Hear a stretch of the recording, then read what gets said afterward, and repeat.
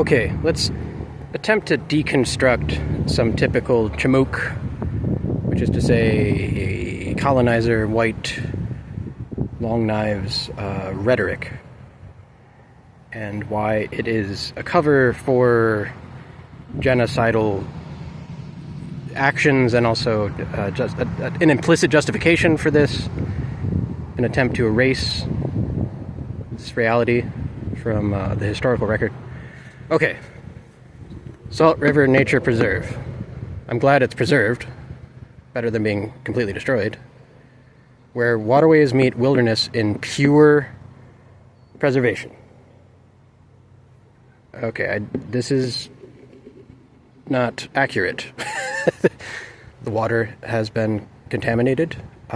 It could be worse, right? There are invasive phragmites that are eliminating biodiversity. Thankfully, there are still some cattails, but yeah, pure. Red flag right away, pure. Where have we heard that before? We need to keep things pure. Okay, Chesterfield Township established 1842. What happened the six years before 1842? Well, the 1836 Treaty of Washington.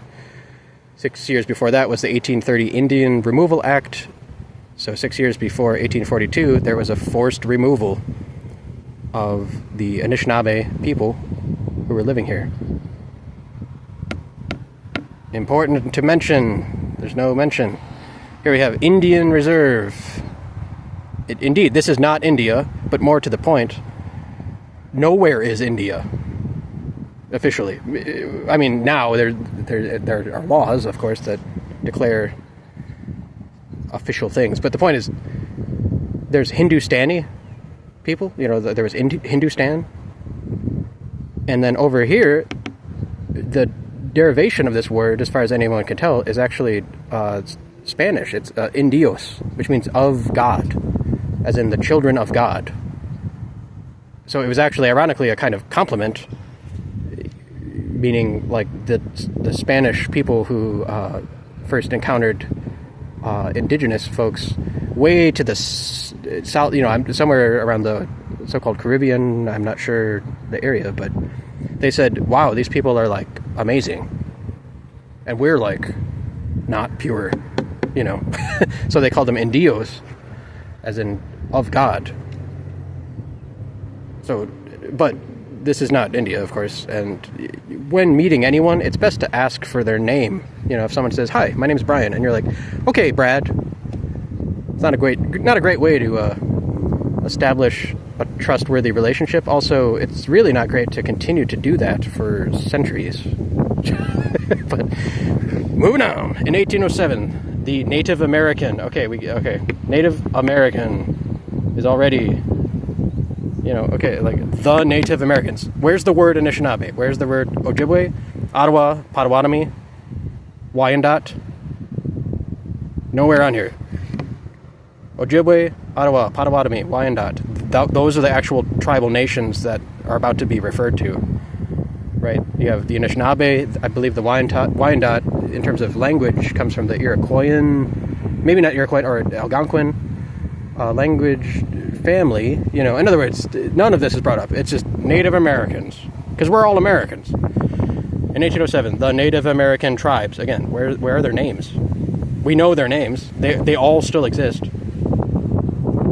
Tribes in southeastern Michigan ceded their claims as if it was just a totally cool thing they were doing. Right? This is 8.7, I believe, million acres of land.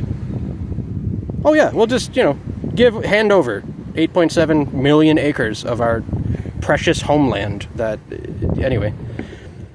Because, like, someone would just do that casually, you know. Ceded their claims to tribal lands by signing the Treaty of Detroit. And because they signed it, no take-backs. You don't want to be Indian givers. Okay, this treaty created two reservations. Indeed, the Salt River and Avas Creek Reserve in what is now Chesterfield Township. So, up here, this should say Anishinaabe and Wyandot Tribal Reservation Preserve. Or something to that effect. But it doesn't. in what is now Chesterfield Township. Today, the reservation boundary would be near the angled end of Jerome Street. Okay, who called it Jerome Street? Was it the Anishinaabe and the Wyandotte? No. And the southern property border of the Salt River Nature Preserve. The presence of Native Americans along the Salt River dates 1,000 years ago. At least. Okay, so like what's not being drawn attention to here is that the presence of tribal nations in Michigan, in this area, goes back, at least 1,000. Like it's people have been here for like 12,000 years at least. So again, like a giant missing bit of information. During the 1960s, the University of Michigan and Western Michigan University performed excavation digs. Did they get tribal permission? Did they even ask? Were they in fact part of a racist archaeological tradition that basically just assumes that you can dig things up and seal them and put them into museums without even asking? Is that what they did? Yes, that is exactly what they did. That's the tradition. It didn't even occur to them. So they did these digs on the property. They discovered remains of a temporary fishing station. Temporary fishing station. Okay, so the Anishinaabe and many other indigenous people have been fishing in the Great Lakes region, again, for it's longer than 1,000 years. It's way longer than 1,000 years. It's about 12,000 years. Again, it's longer than 12,000 years. So the idea that they discovered, evidence of them fishing is not at all remarkable, right? I mean, this should go without saying. So what is the implication here? Wow, they knew how to fish. They didn't need white people to teach them how to fish. Can you believe it? And then here's the question. Can you find Jerome Street in the neighborhood? Wow, that's a relevant question. That's a very thought-provoking question on this sign that is labeled the Native Americans. Can you find Jerome Street? Who's Jerome? Who cares? All right. That's the best we can do, apparently, in Chesterfield. Oh, boy.